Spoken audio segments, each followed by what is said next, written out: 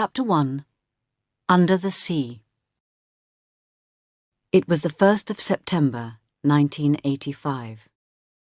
Under a ship in the North Atlantic, a camera moved through the dark water.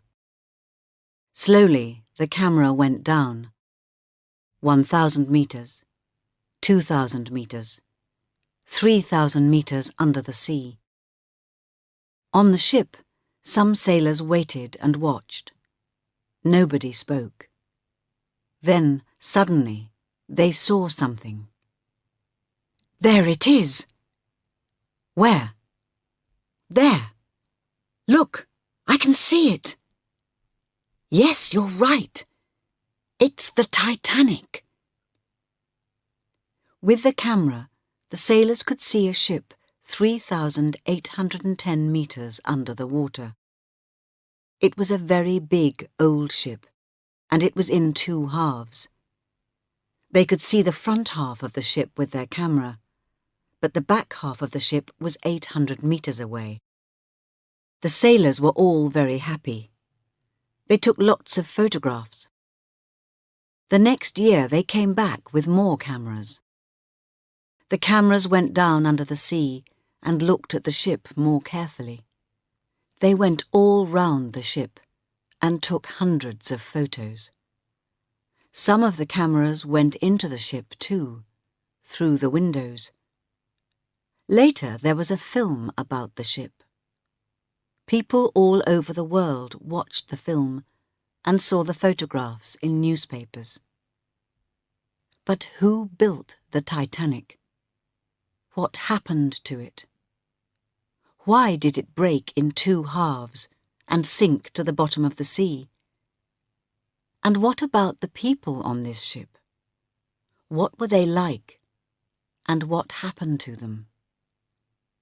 This is the story of the Titanic.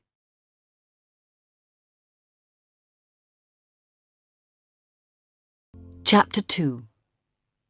The biggest ship in the world. More than 15,000 people built the Titanic in Belfast, Northern Ireland. They began building it in 1909 and finished it in 1912. The Titanic was the biggest ship in the world. 46,328 tons, 265 meters long, and 28 meters across. It had 3 big engines, and it could go at 23 knots, 46 kilometers per hour, so it was one of the fastest ships in the world too. The Titanic was very safe. It had 16 compartments and 15 emergency doors. When the captain closed the emergency doors, water could not move from one compartment to the next one. The new Titanic is much safer than older ships, a newspaper said. The Titanic was a very beautiful ship. The rooms for the first-class passengers, like Mr. and Mrs. John Jacob Astor IV, were like rooms in a very expensive hotel. John Jacob Astor was one of the richest men in the world. He was 47 years old, but his second wife, Madeline, was only 18.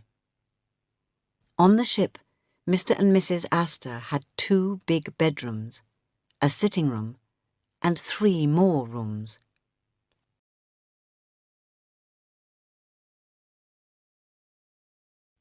Mr. Astor and his young wife could eat in the beautiful restaurant and talk to rich, famous people like Benjamin Guggenheim, an American businessman, Colonel Archibald Gracie, a soldier and writer, and Mr. Isidor Straus, a businessman from New York, with his wife Ida. The captain of the Titanic, Edward Smith, came to eat with them too. There were many more rooms for the first-class passengers. There they could walk, read, smoke, and listen to music.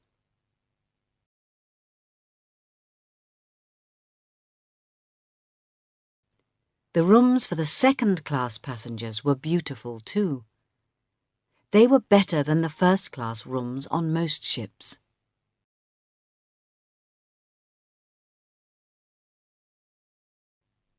But most of the passengers had third-class tickets. These people were not rich. They were working people from England, Ireland, and many more countries. Carla Jensen was a 19-year-old girl from Denmark, and Anna Turja was 18 and from Finland. These two young women wanted to begin a new life in America. Third-class passengers had small rooms called cabins on E-deck, a long way under the first-class and second-class passengers. There were 4 beds in every cabin. Sometimes the first-class passengers walked their dogs on E-deck because it had the longest corridors on the ship. But they did not talk to the third-class passengers. They had nothing to say to them. Chapter 3. A City on the Sea. On the 10th of April, 1912, the Titanic left Southampton in the south of England. The ship went to Cherbourg in France, and then to Queenstown, near the city of Cork in Ireland. A lot of third-class passengers got on here. Then the Titanic went west towards New York. On Sunday, the 14th of April, Colonel Gracie got up early. He had breakfast, finished reading a book, and talked to his friends, Mr. and Mrs. Strauss. On the boat deck, Mrs. Astor talked to Thomas Andrews, the designer of the Titanic. "I know all about this ship," he said. "Do you have any questions, Mrs. Astor?" "Yes," she said. "How many people are there on this ship?" Thomas Andrews took a book out of his pocket. "Let me see. There are 325 first-class passengers like us, 277 second-class passengers, 706 third-class passengers, 908 officers and sailors, and 8 musicians." "My goodness! We're like a small city, aren't we?" Mrs. Astor put her hand on a small boat on the side of the ship. "How many of these lifeboats are there?" 20. 20? Mrs. Astor said. "But can all those people get into 20 lifeboats?" "No, of course not," Thomas Andrews said quietly. "But don't be afraid, Mrs. Astor. We don't really need the lifeboats because the Titanic can never sink. It is the safest ship in the world."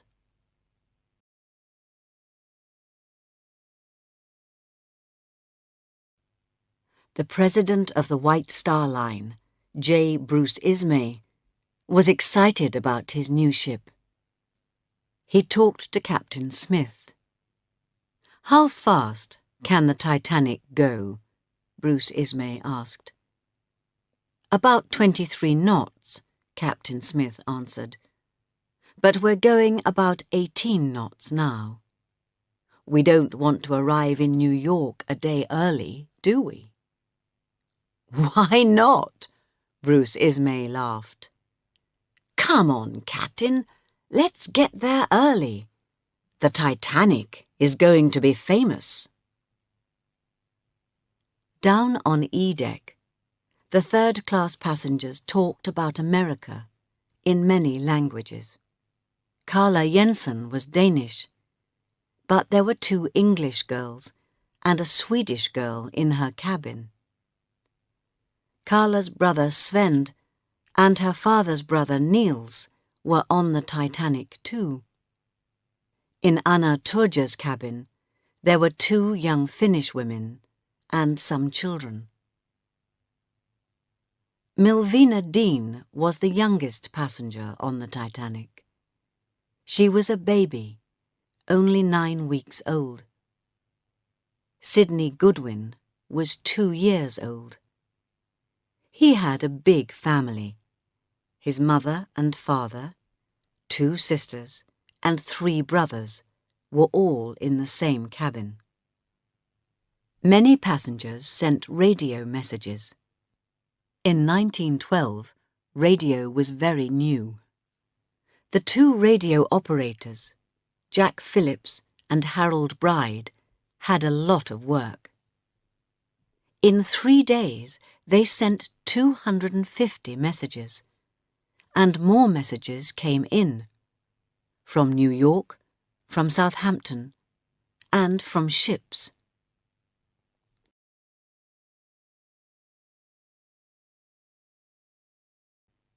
A lot of the radio messages from ships talked about ice. "Be careful.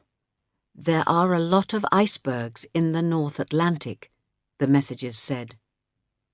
But Captain Smith was not very worried. He only showed one of these messages to his officers. The Titanic did not go slower because of the ice. It went on across the Atlantic at more than 20 knots. The passengers walked round the ship. They laughed and talked and ate in the restaurants. Everyone was happy and excited. The lights were on and the music played. Mrs. Astor was right. The Titanic was like a small city, far away on a big, cold sea. Chapter 4. Iceberg. On the night of the 14th of April, the weather was good and there were lots of stars in the night sky. The sea was quiet, but it was very cold. High up in the ship, 2 sailors, Frederick Fleet and Reginald Lee, looked out at the black sea and sky. The 2 men were very cold. At 11:40 p.m., Fleet saw something in front of the ship. It was very big and white, and it was not far away. "Iceberg! Iceberg!" he said on the telephone. "There's an iceberg in front of the ship." "Thank you," First Officer Murdoch answered. "Turn left quickly," he told Robert Hitchens, the sailor next to him. But big ships turn much more slowly than smaller ones. And the Titanic was the biggest ship in the world. For 37 long seconds, nothing happened. The Titanic went towards the iceberg, 1,000,000 tons of ice, at 40 kilometers per hour. Then, very slowly, the ship began to turn left. Fleet and Lee watched, their mouths open. The iceberg came nearer and nearer. They heard the noise when it hit the right side of the ship. They could see ice down on the deck. Then the iceberg went behind the ship, away into the black night. First Officer Murdoch's face was white. "Stop the engines quickly," he said. The engines stopped, and the Titanic moved slower and slower. Then it stopped. Many passengers were asleep and did not hear anything. But Colonel Gracie did. He looked at his watch. It was 11:45 p.m. He opened his cabin door and looked out. It was very quiet. Why can't I hear the engines? He thought. He put on a warm coat and went out onto the deck.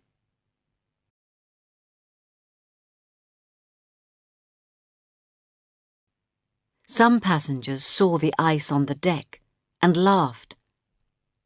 "Let's put it in our drinks," they said. They played with the ice for a few minutes and then went in, out of the cold.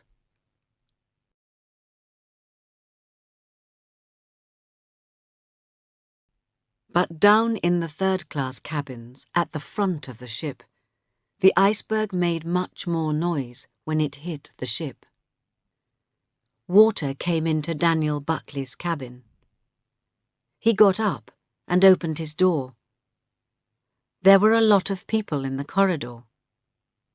"What's happening?" they asked. "What's wrong?" The 4 girls in Carla Jensen's cabin woke up, but then they went back to sleep. Carla was in bed in her nightdress when Niels Jensen opened the door at 12:30 a.m. "Come on, Carla, get up," he said. "Something's happening. We must go up on deck." So Carla put a coat over her nightdress and went upstairs with Niels. She never saw the girls in her cabin again. A man opened Anna Turger's cabin door too. "Put on your life jackets, girls, quickly," he said. "We're all going into the sea." Chapter 5. CQD. Emergency. Captain Smith heard the noise too. He got out of bed quickly. "What's wrong?" he asked First Officer Murdoch. "What was that noise?" "An iceberg, sir," Murdoch answered. "I'm very sorry, but we hit an iceberg. I'm stopping the engines." Slowly, the Titanic stopped. The big, beautiful ship waited on the quiet black sea under 1,000 stars. "Close the emergency doors, quickly," said Captain Smith. "They are closed, sir." "That's good. Well done." When the 15 emergency doors were closed, water could not move along the ship from one compartment into the next one. But how many holes were there in the ship? Was there just one hole in one compartment, or were there a lot of holes in a lot of compartments? Captain Smith wanted to know the answer quickly.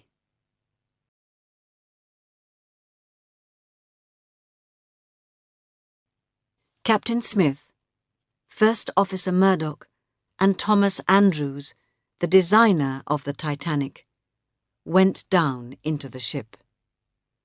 They found a lot of holes. There was water in compartments 1, 2, 3, 4, and 5. "How bad is this?" Captain Smith asked. Thomas Andrews' face was white. He looked very unhappy. "Very bad, I'm afraid," he answered. "This ship is going to sink." "What do you mean?" Captain Smith said.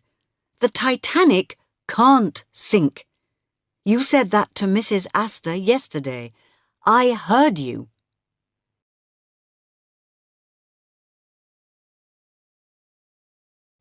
"Yes, I know," Andrews said. "The Titanic is safe with water in 3 compartments. In fact, it is nearly safe with water in 4 compartments. But this is different. The water is coming into 5 compartments. 5. The front of the ship is going to get heavier and heavier. I'm sorry, but we can't stop it. The Titanic is going to sink." "How long have we got?" Captain Smith asked. "I don't know. 2 hours, perhaps. That's all." "Right. Give the passengers their life jackets and get the lifeboats ready," Smith said to Murdoch. Then he walked into the radio room to speak to the Titanic's radio operator, Jack Phillips. "This is an emergency," Captain Smith said. "The ship is sinking. Ask for help." "Yes, sir," Jack Phillips answered. He sent the emergency message, CQD, MGY. "Help. Titanic. We are sinking. Please come to help us." It was 12:15 a.m.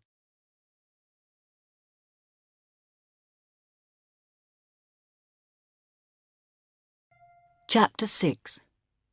Nobody is listening. The nearest ship to the Titanic was the Californian.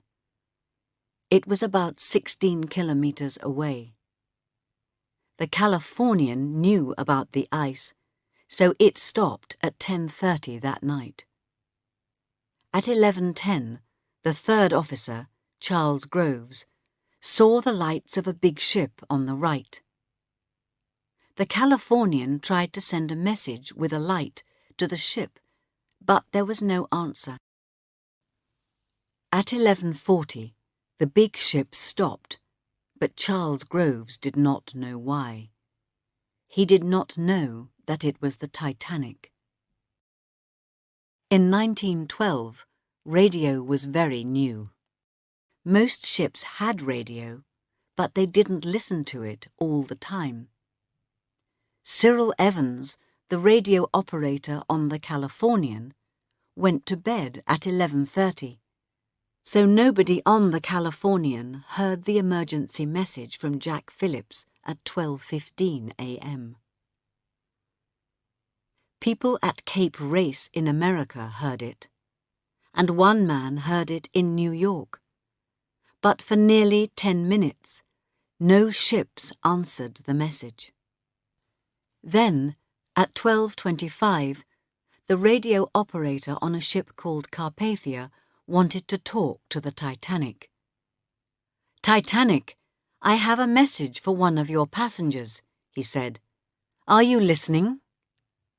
"Come at once," Jack Phillips answered. "This is an emergency. We need help. We are sinking." "Shall I tell the captain?" the Carpathia's radio operator asked. "Yes, please, quickly," Phillips answered. So at 12:35, the Carpathia began to go towards the Titanic. But the Carpathia was 92 kilometers away. From the Titanic, Captain Smith could see the Californian, but he did not know its name, and he could not talk to it on the radio. Jack Phillips tried to call it with the letters CQD and SOS, but nothing happened. Captain Smith tried to send a message with a light, but it did not answer. "It's no good," he said.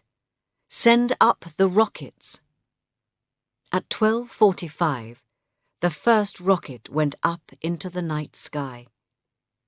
It made white lights high over the Titanic. Every 10 minutes after that, a new rocket went up. On the Californian, Second Officer Stone saw the rockets. "That's interesting," he said. He told his captain, Captain Lord. But Captain Lord was tired, so he went to bed. Stone watched the rockets for over an hour, but he did not understand them, so he did nothing.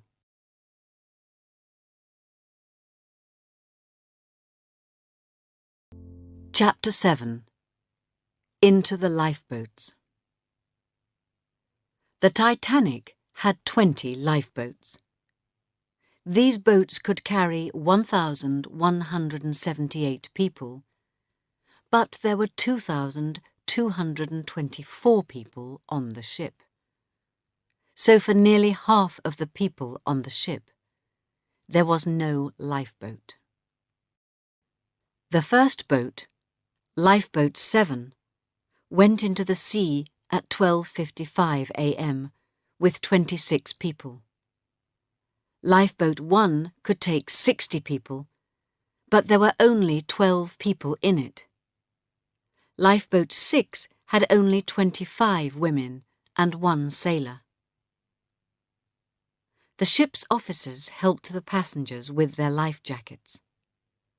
Women and children must go in the lifeboats, the officers said. Men must stay on the ship. But some of the women did not want to go. It was warm on the ship and cold in the dark sea. Young Mrs. Astor was cold. She wore a life jacket over her beautiful blue dress, but she did not have a warm coat. She wanted to stay on the ship with her husband. "I don't need to go in a lifeboat," she said. "The Titanic can't sink. Thomas Andrews told me that." Mr. Astor sat on a chair next to his wife. "Let's stay on the ship," he said. "We're safer here than in that little boat." For half an hour, Mrs. Astor sat with her husband. They watched women and children get into the lifeboats. They saw the sea come nearer and nearer. "It's no good," she said at last. "Mr. Andrews was wrong. This ship is sinking." Second Officer Charles Lightoller helped Mrs. Astor into Lifeboat 4. Mr. Astor wanted to go with her. "Can't I go with my wife?" he said. "She needs me. She's going to have a baby." "I'm sorry, sir," Charles Lightoller said. "These boats are for women and children. Men must stay here."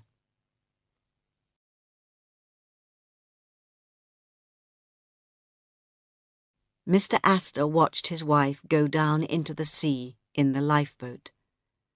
"Don't be afraid," he said. "I'm going to be okay. We can meet in New York." "Goodbye, my love," she said. She never saw him again. Isidor Straus was 67 years old, and his wife was 63. "I'm not going without my husband," Mrs. Straus said. "Where he goes, I go." "That's okay," said Charles Lightoller. "He's an old man, so he can go with the women." "No," said Mr. Straus. "I'm a man. I'm staying here with the men." So Mrs. Straus stayed with her husband on the Titanic. The lifeboats were on the boat deck, near the first-class and second-class passengers. Anna Turja ran upstairs from E-deck towards the boat deck. "Stop," a sailor said. "You can't go up there." Anna did not stop, but the sailor closed the door behind her. There were hundreds of angry passengers on E-deck, behind the closed doors. "Let us out," they said. "We're all going to die." Then Daniel Buckley and some more men broke the door and ran up the stairs. A lot of men were afraid and angry. "We must get on a boat," they said. But the officers on the boat deck had guns. "Stand back," they said. "Women and children only."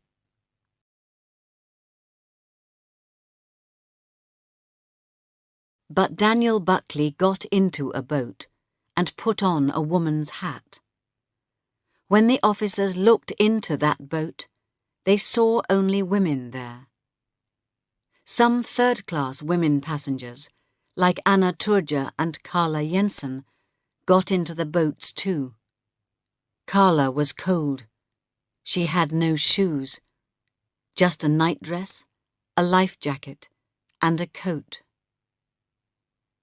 18 of the Titanic's 20 lifeboats went into the sea.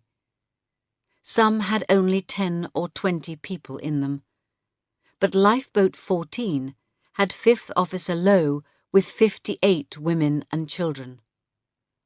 After that, there were only 2 lifeboats, Lifeboats A and B, on the ship.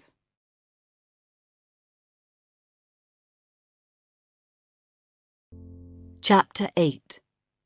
In the Cold, Dark Sea.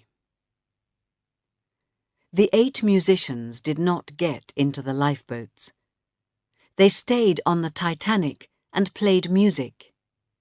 Happy music for worried people. Benjamin Guggenheim, the rich businessman, and his friend watched the women get into the lifeboats. They stood quietly and listened to the music. Then they took off their life jackets and put on their best coats. "Now we are ready to die," they said. "Help the passengers," Captain Smith said to the sailors. "The ship is going down. You can do no more." Thomas Andrews, the designer of the Titanic, said nothing. What could he say? Second Officer Lightoller and Colonel Gracie wanted to move lifeboats A and B, but it was not easy. Water came back along the ship, faster and faster. Lifeboat A went into the sea. There was nobody in it at first, but then some men got in. Lifeboat B went into the sea the wrong way up. Suddenly the ship moved, and Colonel Gracie and Charles Lightoller fell into the ice-cold sea. They went a long way under the water. "I'm going to die," Colonel Gracie thought. Then at last they came up and swam to Lifeboat B.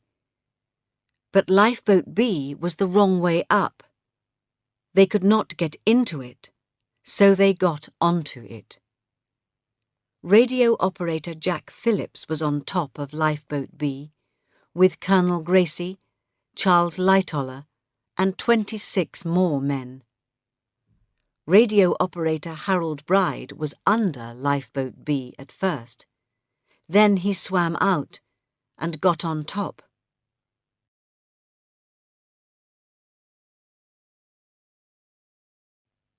"That's good, boys," said an old man in the water near Lifeboat B.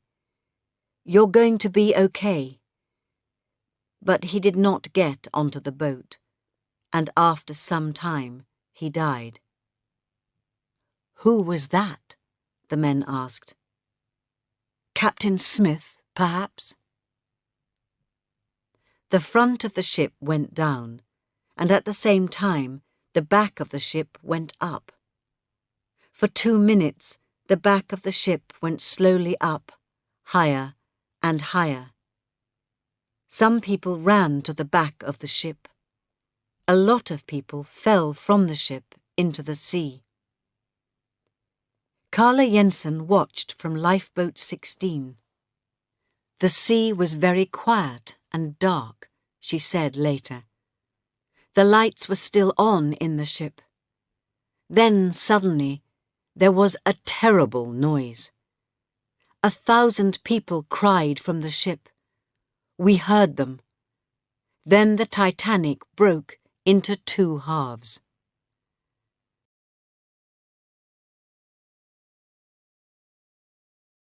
Slowly at first, then faster and faster, the Titanic went under the water. First the front of the ship went under, then the back. At 2:20 a.m., the Titanic was not there. The people in the boats could see the stars in the night sky and the Black Sea, but no Titanic. The biggest ship in the world was under the sea.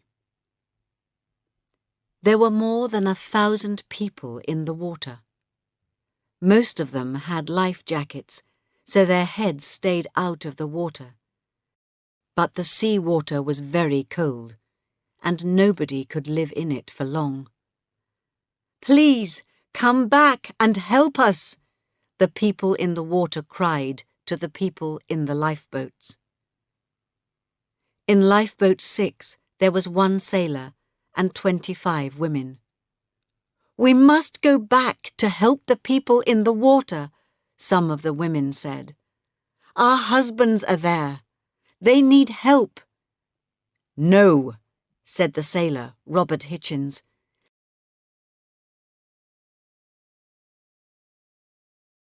"There are too many people in the water.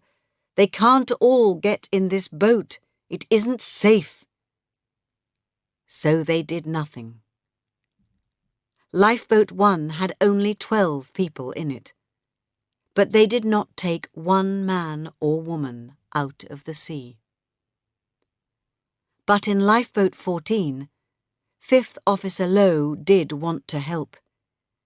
"Get into lifeboats 10 and 12, he told his 58 passengers. "Quickly, now. This boat is going back." But it was not easy to move the passengers. Then, at 3 a.m., 5th Officer Lowe went back with Lifeboat 14 to help the people in the water. But it was too late. Nearly everyone was dead. Harold Lowe took only 4 people alive out of the sea. They saw 1 man on a door in the water.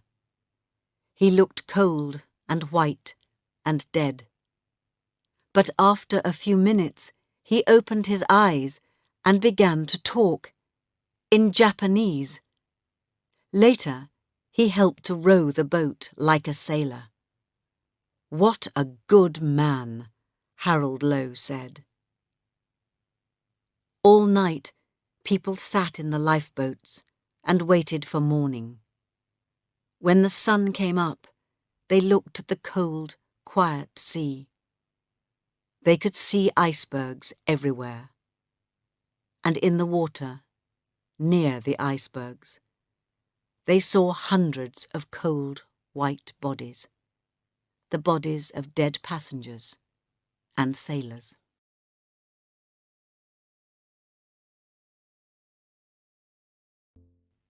Chapter 9. The Carpathia and the Californian. The Carpathia heard the message from the Titanic at 12:25 a.m. It came very quickly, at 15 knots, 31 kilometers per hour, towards the Titanic. At 2:35, Captain Rostron, the captain of the Carpathia, saw a green light over the sea. At 2:45, his sailors saw an iceberg. Then more icebergs.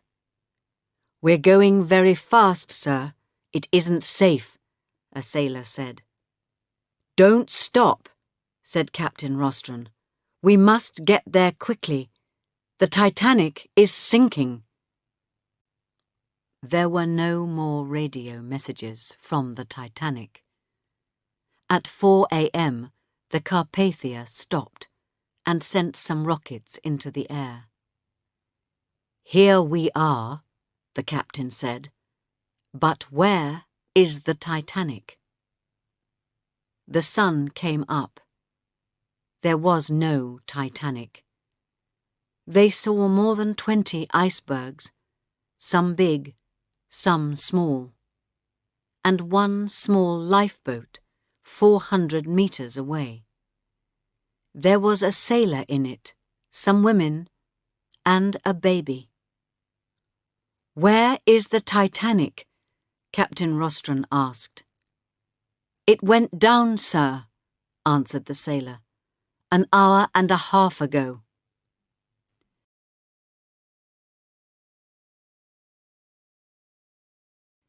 On the Californian, Chief Officer Stewart saw the Carpathia. "There's that ship," he said to Captain Lord. "It's firing rockets again." "It doesn't matter," said Captain Lord. "It's not important." But at 5:40 a.m., Evans, the radio operator on the Californian, got out of bed. "Speak to that ship, Evans, please," Stewart said. "Why are they firing rockets?" 2 minutes later, Evans answered, "That ship is the Carpathia, sir. There are lifeboats in the sea, and the Carpathia is helping them. The Titanic hit an iceberg last night." "We must help too," said Captain Lord. "Quickly." So the Californian went towards the Carpathia.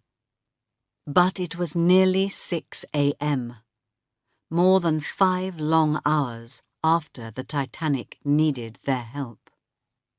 Slowly, more lifeboats came to the Carpathia. Lifeboat B began to sink, and the people on the boat climbed onto Lifeboat 12. At 8:30 a.m., Lifeboat 12 arrived at the Carpathia with 75 people in it. There was a lot of water in the boat, and all the passengers were tired and cold. It was the last of the lifeboats from the Titanic. Second Officer Lightoller helped people onto the ship, and then he got out of the lifeboat and onto the ship too. He was the last person from the Titanic to come onto the Carpathia. The sailors from the Carpathia helped the passengers onto their ship. They had warm coats and hot drinks for them. But the passengers wanted to know about their families and friends. "Is my husband here?" they asked. "Is my wife here? Where are my children?" 4 days later, the Carpathia arrived in New York with 711 people from the Titanic. But back in the cold North Atlantic, 1,513 people were dead. An important man, Senator Smith, began to ask questions. What went wrong? He wanted to know. Why did the Titanic sink? Why did all these people die? Captain Smith and First Officer Murdoch were dead, and the designer Thomas Andrews was dead too. But the president of the White Star Line, Bruce Ismay, was on the Carpathia, so Senator Smith talked to him.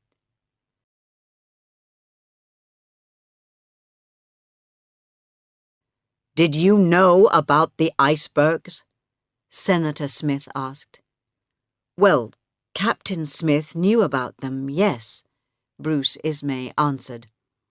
"Then why didn't the Titanic go slower?" Senator Smith asked. "Did you talk to Captain Smith about that?" "Me?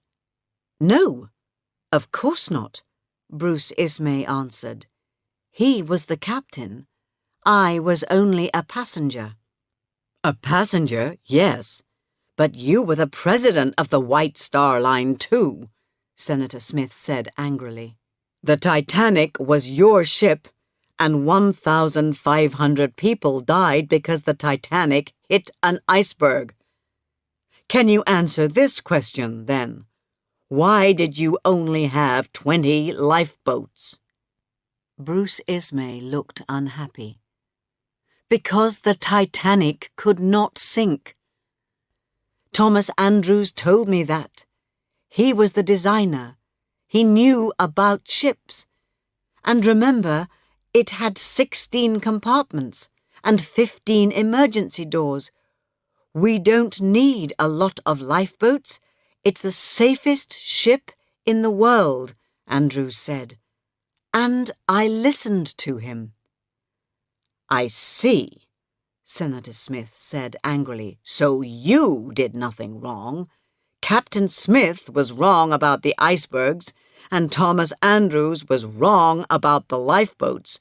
But you, the president of the White Star Line— I was only a passenger, Bruce Ismay said.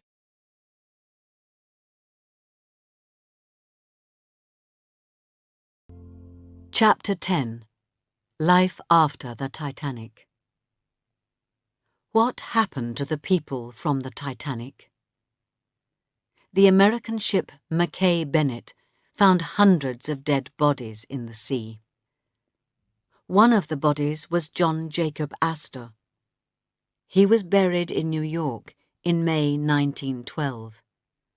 In August 1912, Mrs. Astor had a baby son. She called him John Jacob Astor, the same name as his father. Mrs. Astor died in 1953. The Mackay Bennett also found Mr. Strauss, and he was buried in New York too. But they did not find his wife. Many of the bodies on the Mackay Bennett had no names. One of the bodies was a baby, 2 years old. Nobody knew his name then, so they called him the unknown child. Today, we know that he was Sidney Goodwin. His mother and father, 3 brothers and 2 sisters, all died in the sea too. Little Sidney, like many of the Titanic passengers, was buried in Halifax, Nova Scotia, in Canada.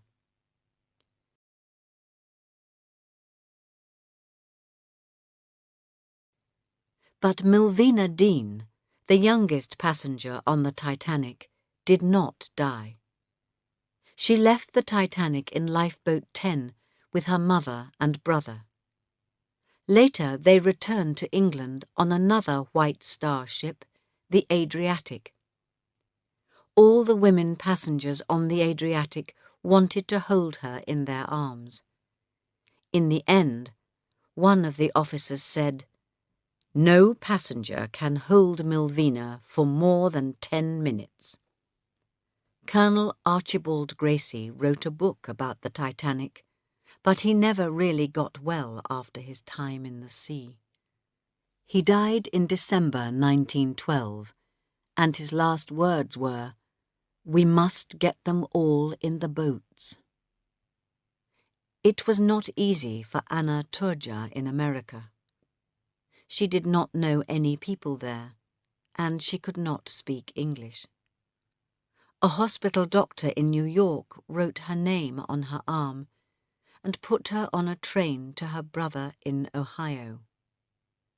But Anna was a beautiful, friendly young woman. She met her husband in Ohio, and they had 7 children. She died in 1982, aged 89. Carla Jensen went back to Denmark. She met her husband, and they had 3 children. She died on the 14th of March, 1980, and she was buried in her old nightdress from the Titanic. Daniel Buckley went to France in 1914 to be a soldier. He died in 1918. Jack Phillips died from cold in the lifeboat. His friend, Harold Bride, the second radio operator, went home to Scotland. He met his wife there, and they had 3 children. He died in 1956, aged 66. 5th Officer Harold Lowe died in May 1944 in Wales.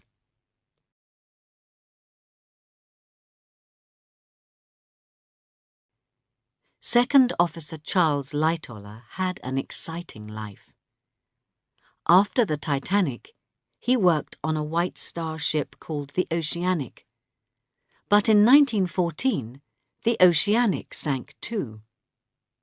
Then he worked on a ship called the Falcon, but the Falcon also sank.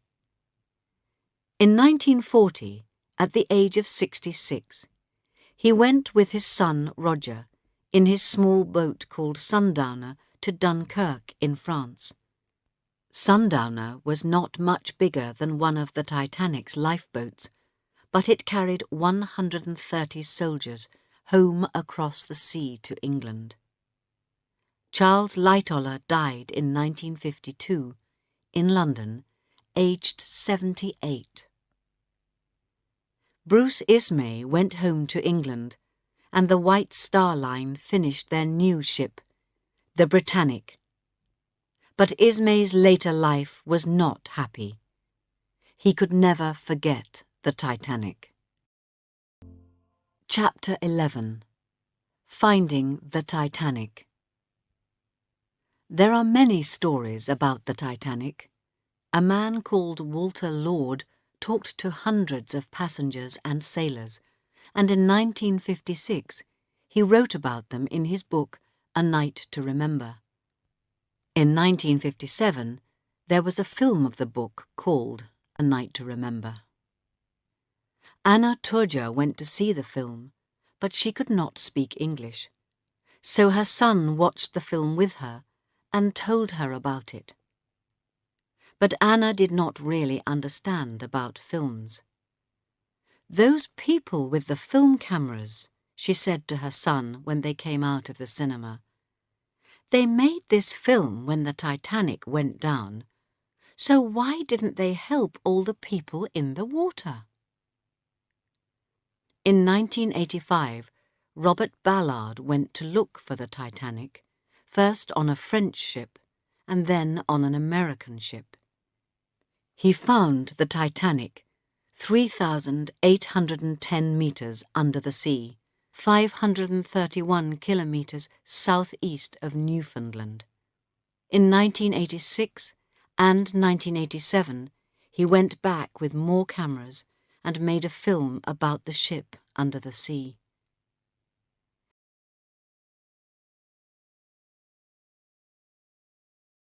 In 1987, James Cameron saw this film and said, "I must make a Hollywood film about this."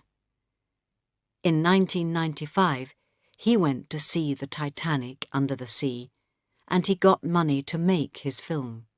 Cameron's film, Titanic, was very expensive. He needed $200 million for it.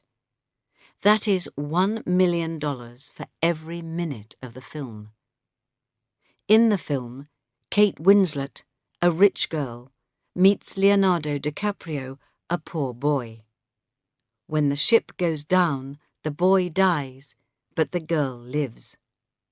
Many years later, the girl is an old lady. She goes back to look at the ship under the sea and tells her story. Not everything in the film is true, but most of it is. By 1997, most of the passengers from the Titanic were dead. But one woman, Milvina Dean, was still alive. In 1912, she was the youngest passenger on the Titanic, but in 1997, she was an old lady. She went across the Atlantic again, on a big, fast ship, the QE2. Milvina Dean looked out at the sea and the icebergs and thought about the Titanic.